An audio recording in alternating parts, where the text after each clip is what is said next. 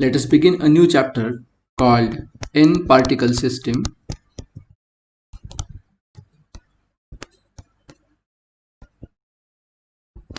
wherein we are going to discuss the mechanics of a system which consists of N particles. The obvious starting point is going to be the definition of center of mass, because we know that Newton's laws are applicable only to point particles. So clearly, when we are going to deal with n-particle systems, there must be a way to somehow replace this n-particle system with a single equivalent particle,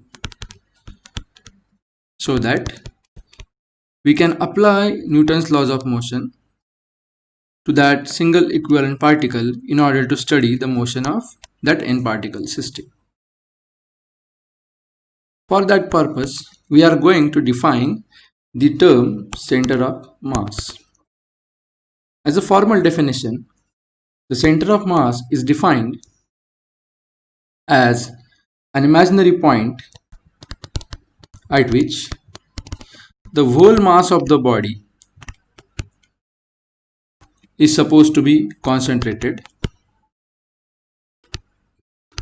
Further, as a result of this, we can also imply that the external forces acting on the n-particle system are effectively acting on the center of mass. So in short, we will write this as Cm, which is nothing but center of mass.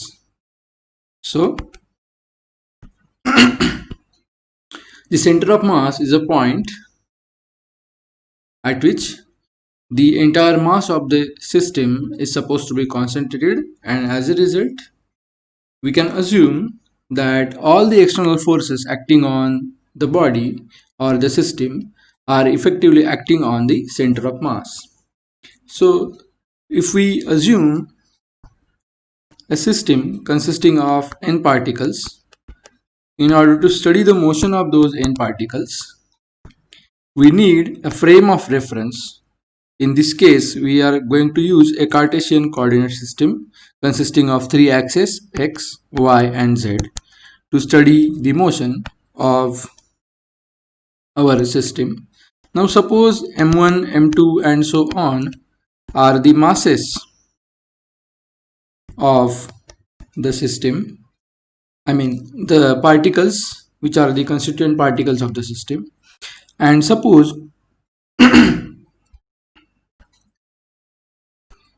the corresponding position vectors are simply r1 bar, r2 bar, r3 bar and so on up to rn bar. Now we have to note that this position vector r bar is uniquely represented by a pair of coordinates x, y and z. So in vector notation, this is nothing but xi cap plus yj cap plus z k cap. So each and every position vector is uniquely determined by a combination of three position coordinates x, y and z. Now this position vector is going to vary as a function of t,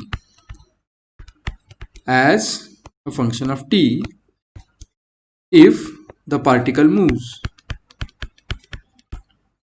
in space.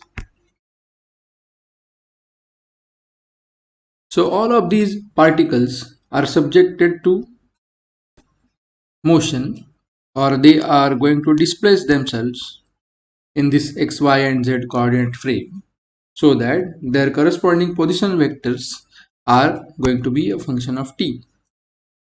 So we can define the rate of change of this position vector as a function of time as the velocity of the particle. Similarly, we can also define the rate of change of velocity as a function of time as the acceleration of the particle. Now these two are the basic familiar equations which we have already studied in school level physics. Let us introduce an imaginary point located somewhere in space with a position vector capital R bar.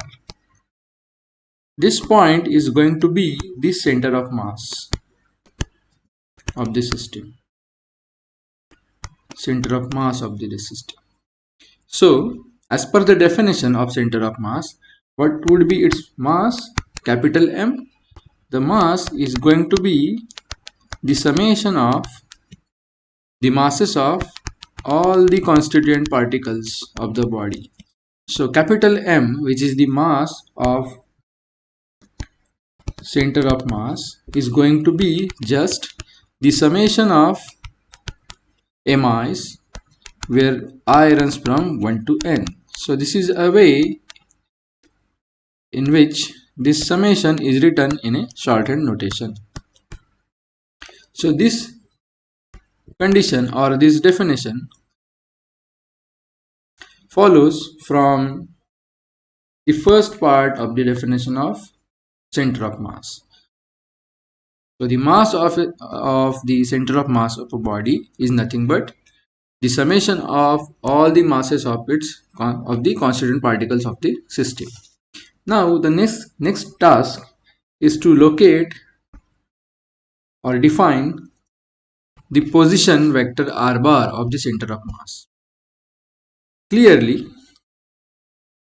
as an example, if we suppose that in 2 dimensions, suppose there is a mass m1 and there is a mass m2, such that m1 is 1 kg and m2 is 1 kg as well.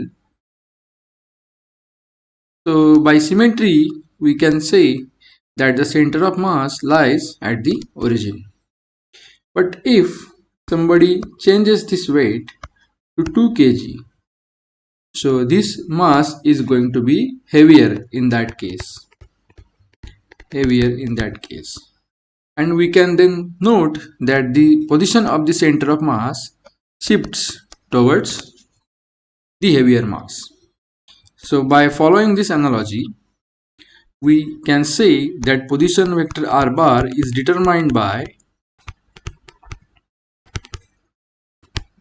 the average. Yes, it is the average, but we must note that it is the weighted average of position vectors. So PV is nothing but position vectors of individual particles.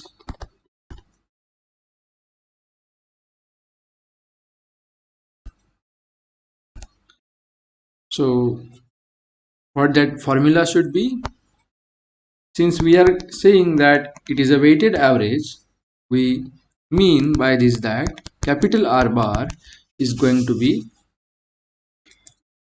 m1 times r1.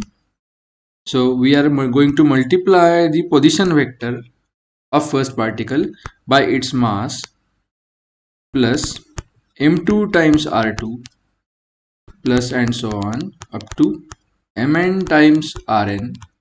Of course, these are vectors, so r1 bar, r2 bar and so on, whole divided by, since we have included the masses of these particles, we have to cancel them so that we retain the unit of position vector. So we divide this entire term by m1 plus m2 plus and so on up to mn. So this means that R bar is nothing but summation mi ri bar, where I runs over all the particles available in the system, divided by summation of mi, again where I runs from 1 to n. Now this term is nothing but the mass of the system, and we can shift capital M on the left hand side so that it gets multiplied with the R bar, and we find that mr bar is equal to summation mi ri bar. So we get another important result. Note that this equation defines the value of r bar, which is the position vector of the center of mass. So with the help of this formula, we can locate or determine the position of center of mass of any system given the masses and the position vectors of the individual particles. So this is the requirement. Now from this equation number 2, we have derived an important relation which says that mr bar is just summation of mi ri bar. If we plan to state this equation in terms of words, we say that on the LHS, which is the product of mass of the system. So remember that mass of the system is the mass of the center of mass as well, because they are the same thing. So the product of mass of the system, capital M, and the position vector of center of mass, r bar, is equal to sum of products of masses of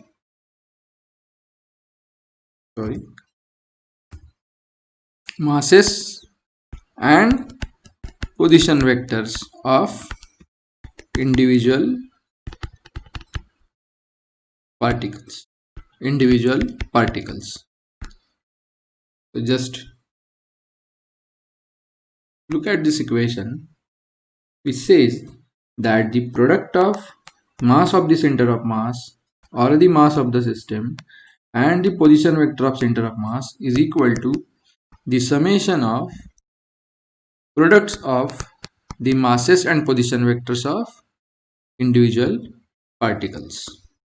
So this is a very basic and fundamental theorem in the mechanics of n-particle systems. Now, since we have defined or introduced the concept of acceleration and velocity, because in mechanics the particles are going to move from one place to another. So suppose there is a particle present at point A, it is going to move to point B. So its position is a function of time, and hence we can introduce the concepts of velocity and acceleration.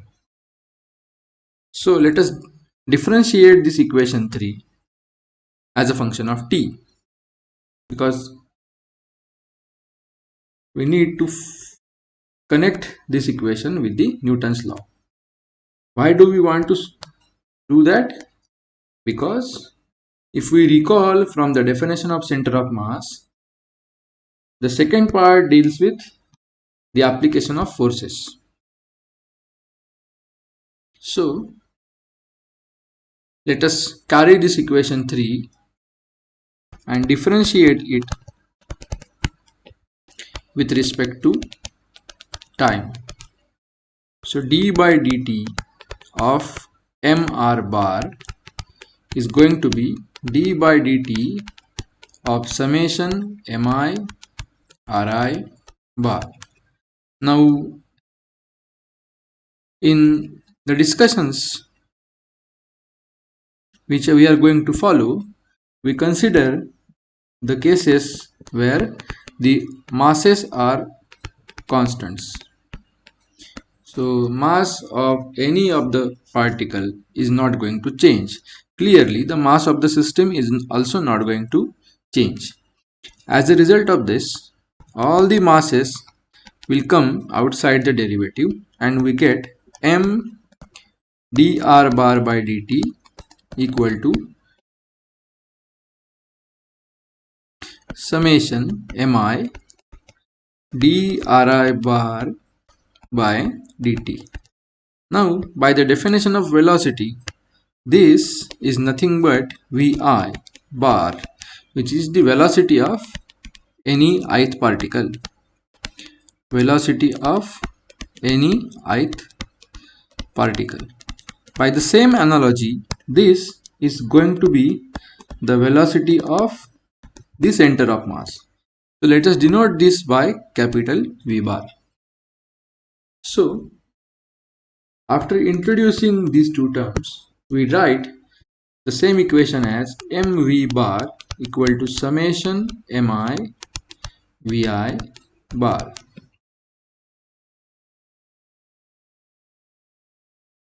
Now, if we further differentiate this, let us call it as equation 4. So differentiating equation 4 with respect to t, again we get m dv bar by dt equal to summation mi dvi bar by dt.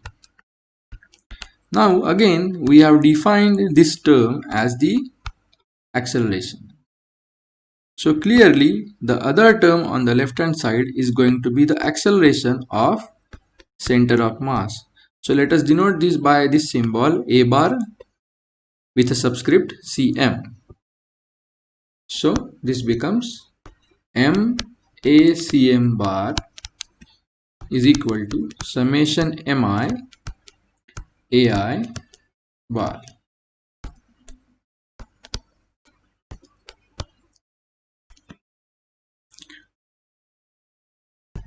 Now if we recall the Newton's second law of motion for a single particle, it says that force acting on a particle is given as ma bar, which is mass times the acceleration. Mass times the acceleration.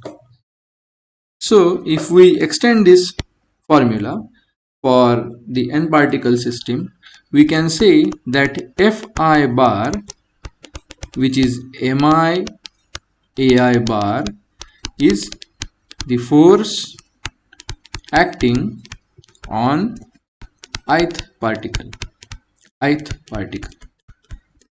Now remember that this force is the external force acting on the particle. We should note that suppose there are two particles. Now there is a possibility of two types of forces. One type of force is going to be exerted by some external agency on a particle. Now there is another possibility that particle 1 exerts a force on particle 2.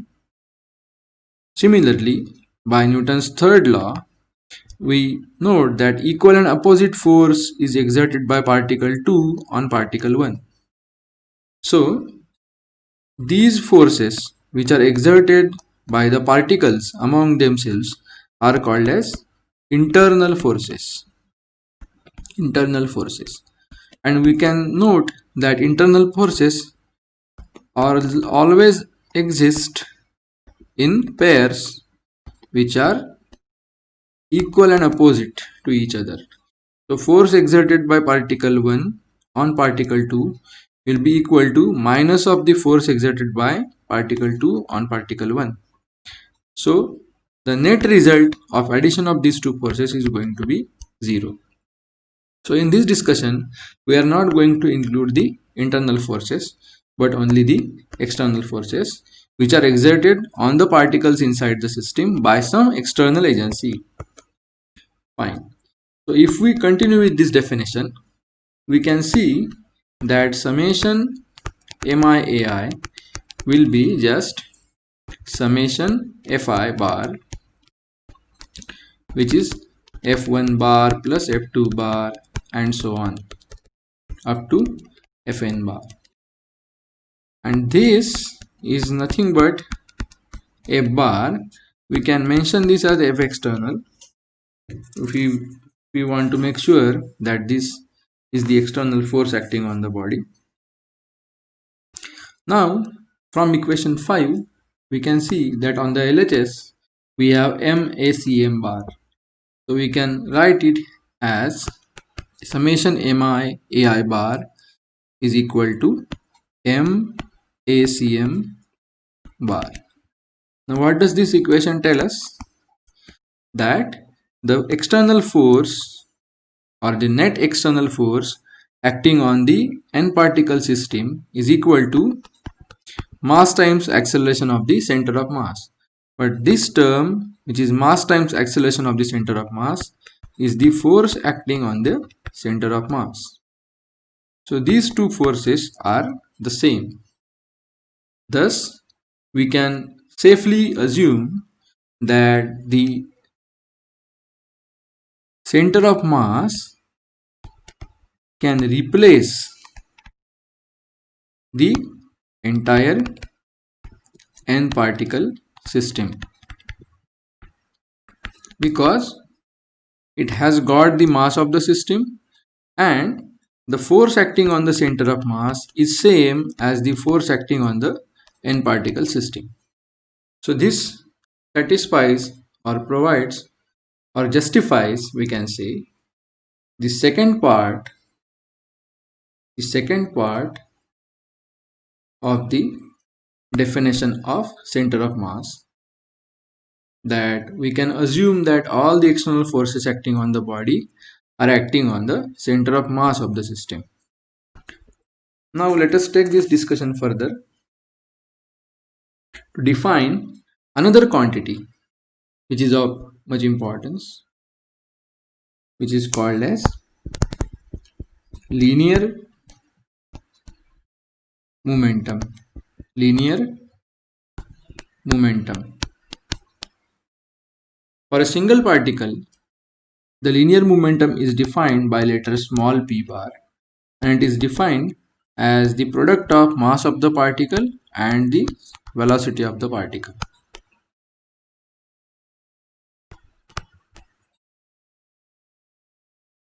So if we look at its unit, its SI unit would be just kg into meter per second, and CGS unit would be gram into centimeter per second.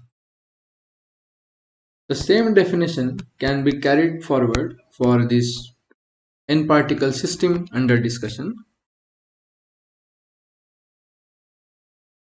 Before that, we will look at the other form of Newton's second law of motion, which is fundamental by nature, that force acting on a body is proportional to rate of change of momentum as a function of time. Now the other form which we have observed already, which says that F bar is ma bar, is just a special case of this equation. How is it so? We can straightforwardly look that d by dt of p, which is now defined as mass into velocity, gives us m times dv by dt, and dv by dt is acceleration, so which gives us m times a bar. Yes, so this is nothing but the other equation which we saw just a while ago. Now why I said that this equation is a special case of this form, because while deriving this relation we said that mass is a constant and then we took it outside the derivative. So if for a system the mass is not a constant, then we cannot apply this form of law. So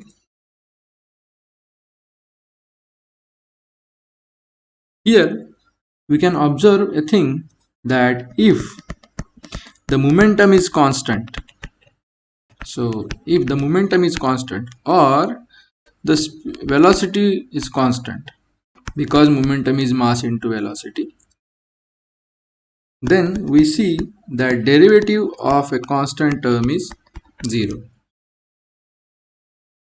Derivative of a constant term is 0, but this is nothing but the force acting on the particle. So we come across a well-known principle called as principle of conservation of linear momentum.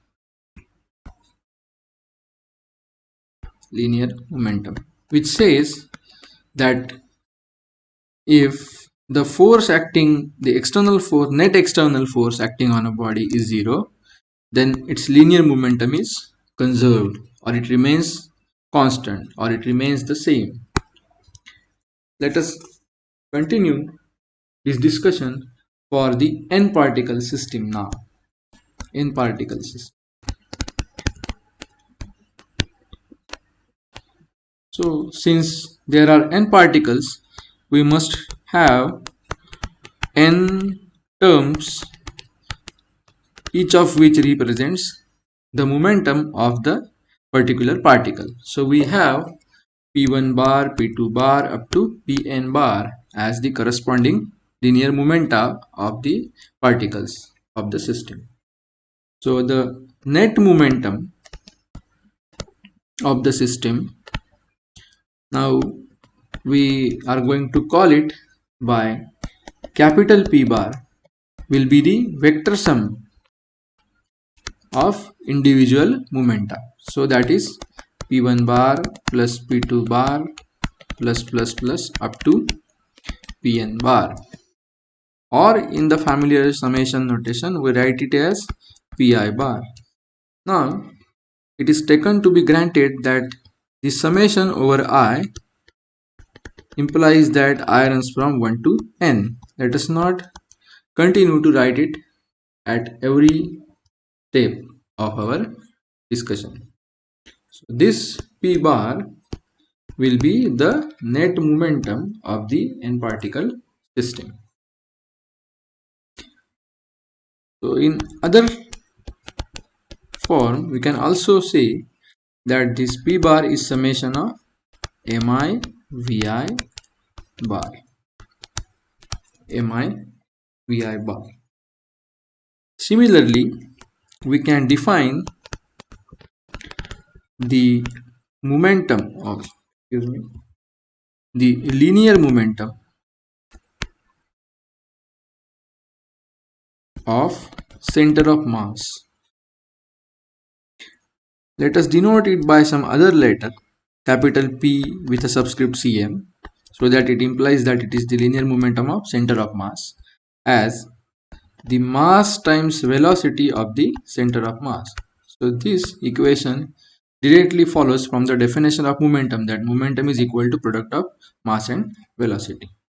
Now we are going to see or check a relation between this quantity and the other quantity.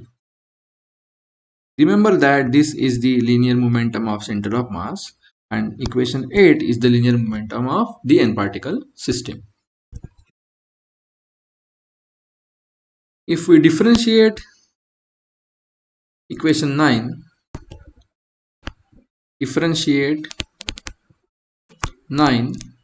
with respect to t,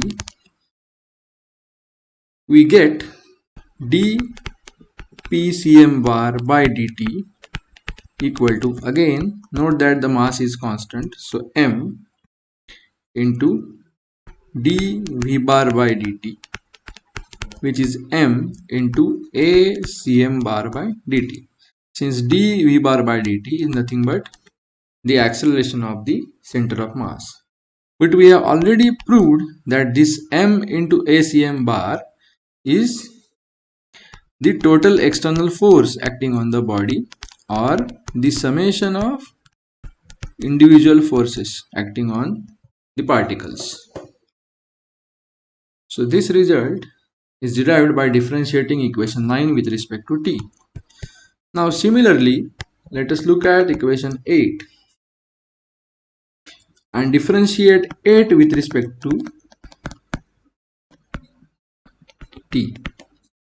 It gives us dP bar by dt equal to summation Mi d vi bar by dt, which is equal to summation mi ai bar, because d vi bar by dt is the acceleration of ith particle ai bar. But again, this mi ai bar is nothing but fi bar by Newton's second law, and summation fi bar is nothing but the total external force acting on the body. Now just compare these two equations.